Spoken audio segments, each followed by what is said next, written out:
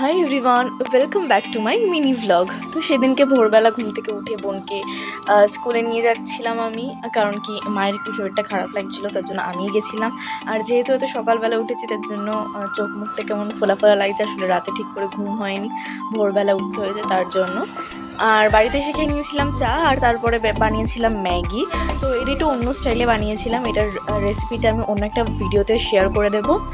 আর এটা খেতে আমার খুব ভাল লাগে, ইভেন আমার মায়ের বোনের তিনজনেরই এই ম্যাগিটা খেতে খুব ভাল লাগে।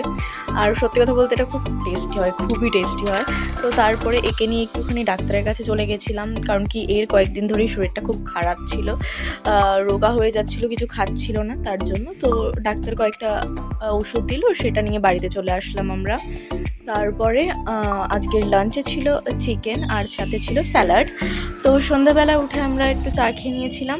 তো তারপরে আমার মা বানাচ্ছিল এখানে তালের বড়া আর মালপোয়া। আমি তালের বড়ার যে ভিডিও ক্লিপ সেটা মনে হয় ডিলিট করে দিয়েছি, তার জন্য এখানে অ্যাড করতে পারিনি। সত্যি কথা বলতে আমার আর কারোর হাতের মালপোয়া বা তালের বড়া কোনোটাই ভালো লাগে না, কারণ সেগুলো খুব মিষ্টি হয় আর আমি খুব মিষ্টি জিনিস খেতে পারি না। আর মালপোয়াগুলোও মা আর কোনো আলাদা করে চিনি শিরায় ভেজায় না, খুব কম মিষ্টি দিয়ে বানানো হয়, তার জন্য আমার খুব ভাল লাগে আর খুব নরম হয়। মানে মায়ের হাতের তালের বড়া তারপরে মালপোয়া খুবই নরম হয়, তার জন্য মায়ের হাতেরটাই আমার বেস্ট লাগে। So that's for today, by.